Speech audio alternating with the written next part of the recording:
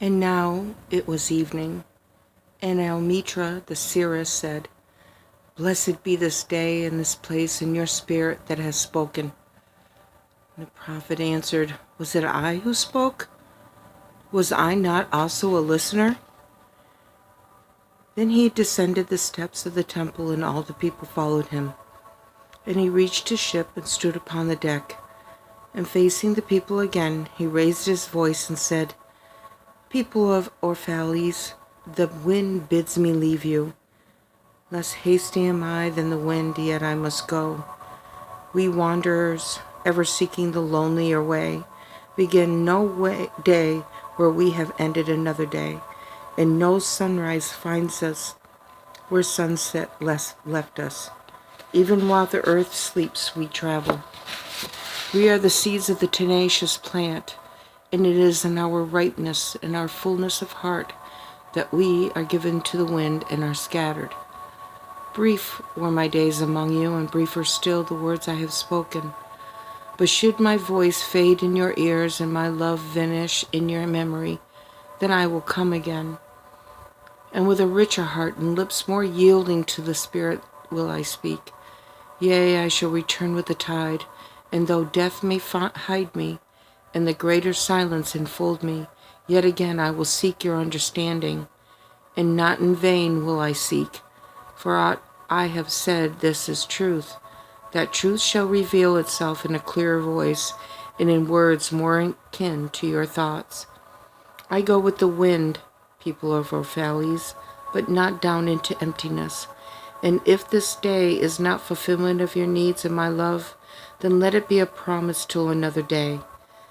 Man's needs change, but not his love, nor his desire that his love should satisfy his needs.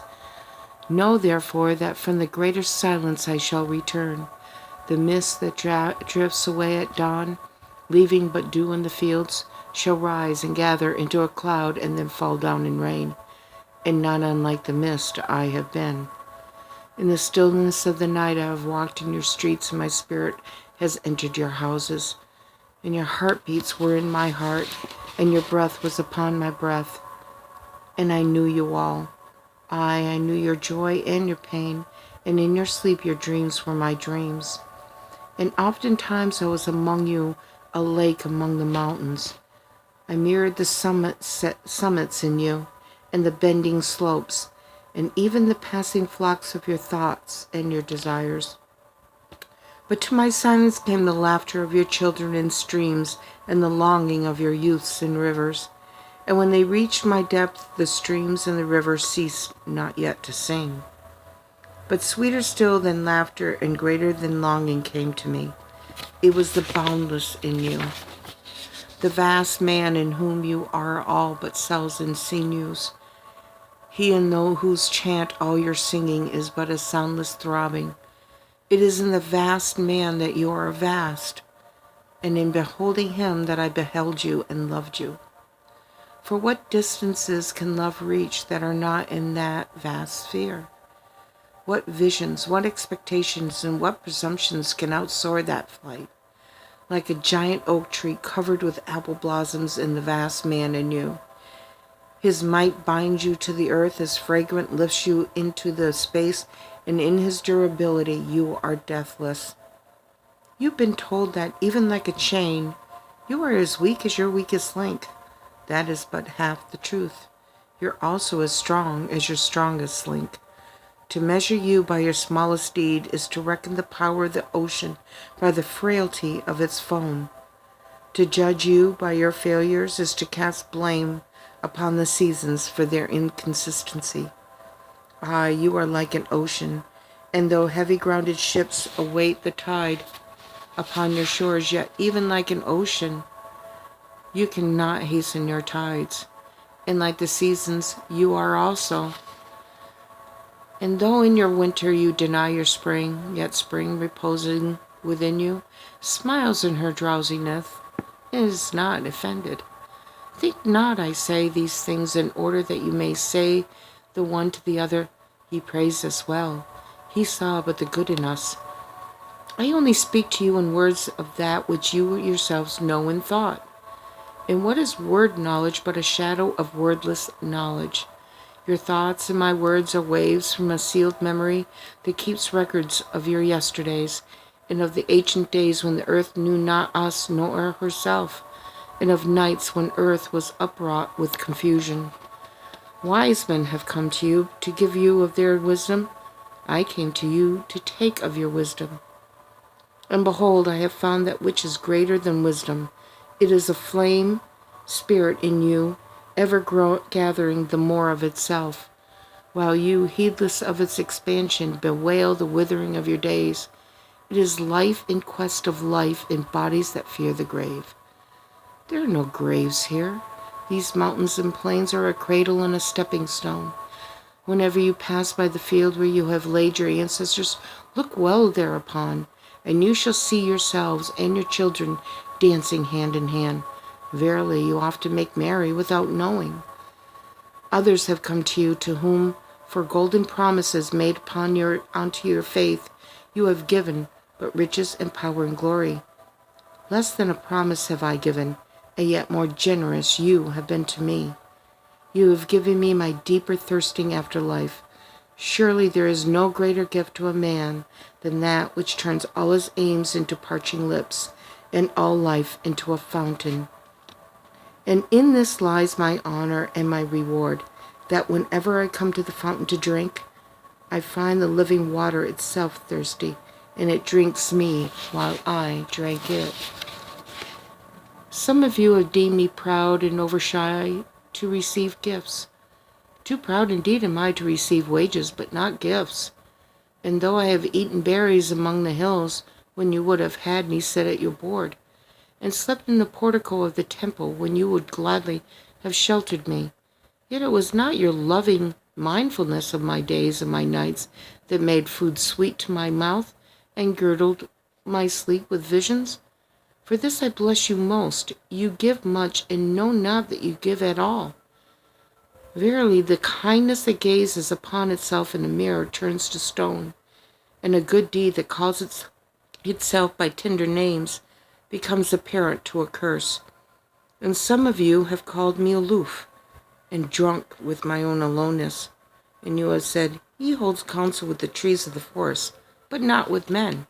He sits alone on hilltops and looks down upon our city. True it is that I have climbed the hills and walked in remote places. How could I have seen you, say, from a great height or a great distance? How can one be indeed near unless he be far? And others among you called unto me not in words, and they said, Stranger, stranger, lover of unreachable heights, why dwell you among the summits where eagles build their nests? Why seek you the unattainable? What storms would you trap in your net, and what vaporous birds do you hunt in the sky? Come and be one of us. Descend and appease your hunger with our bread, and quench your thirst with our wine. In the solitude of their souls they said these things. But were their solitude deeper, they would have known that I sought but the secret of your joy and your pain, and I hunted only your larger selves that walked the sky. But the hunter was also the hunted, for many of my arrows left my bow only to seek my own breast, and the flyer was also the creeper. For when my wings were spread in the sun, their shadow upon the earth was a turtle, and I, the believer, was also the doubter. For often I have put my finger in my own wound, that I may have the greater belief in you and the greater knowledge of you. And it is with this belief and this knowledge that I say, you are not enclosed within your bodies, nor confined to houses or fields. That which is you dwells above the mountain and roves the wind.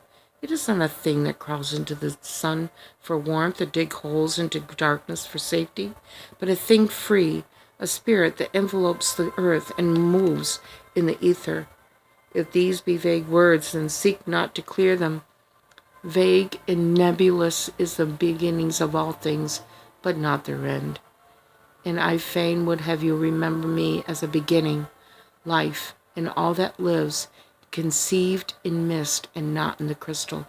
And who knows but a crystal is mist in decay? This I would have you remember in remembering me. That which seems most feeble and bewildered in you is the strongest and most determined. It is not your breath that has erected. Is it not your breath that has erected and hardened the structure of your bones? And is it not a dream which none of you remember having dreamt, that builded your city and fashioned all there is in it? Could you but see the tides of that breath, you could cease to see all else. And if you could hear the whispering of the dream, you would hear no other sound. But you do not see, nor do you hear, and it is well. The veil that clouds your eyes shall be lifted by the hands that wove it. And the clay that fills your ears shall be pierced by those fingers that kneaded it, and you shall see, and you shall hear. Yet you shall not deplore having known blindness, nor regret having been deaf. For in that day you shall know the hidden purposes in all things, and you shall bless darkness as you would bless light. After saying these things, he looked upon him, and he saw the pilot of his ship standing by the helm, gazing now at the full sails, and now at the distance. And the prophet said, "Patient, over patient, is the captain of my ship. The wind blows, and restless are the sails. Even the rudder begs direction. Yet quietly my captain awaits my silence. And these mariners who have heard the choir of the greater sea, they too have heard me patiently. Now they shall wait no longer. I am ready. The stream has reached the sea, and once more the great mother holds her son against her breast. Farewell, fare you well, people of Orphalese. The day has ended. It is closing upon us as the water lily upon its tomorrow. What is given us here we shall keep, and if it suffices not, then again must we come together, and together stretch our hands unto the giver. Forget not that I shall come back to you. A little while, and my longing shall gather dust and foam over another body. A little while, a moment of rest upon the wind, and another woman shall bear me. Farewell to you and the youth I have spent with you. It was but yesterday we met in a dream. You have sung to me in my aloneness, and I of your longings have built a tower in the sky. But now our sleep has fled, and our dream is over, and it is no longer dawn. The noontide is upon us, and our half-waking has turned to fuller day, and we must part. If in the twilight of memory we should meet once more, we shall speak again together, and you shall sing to me a deeper song. And if our hands should meet in another dream, we shall build another tower in the sky." So saying, the prophet made a signal to the seamen, and straightway they weighed anchor, and cast the ship loose from its moorings, and they moved eastward. And a cry came from the people as from a single heart, and it rose into the dusk, and was carried over the sea like a great trumpeting. Only Almitra was silent, gazing after the ship until it had vanished into the mist. And when all the people were dispersed, she still stood alone on the sea wall, remembering in her heart his saying, "A little while, a moment of rest upon the wind, and another woman shall bear me."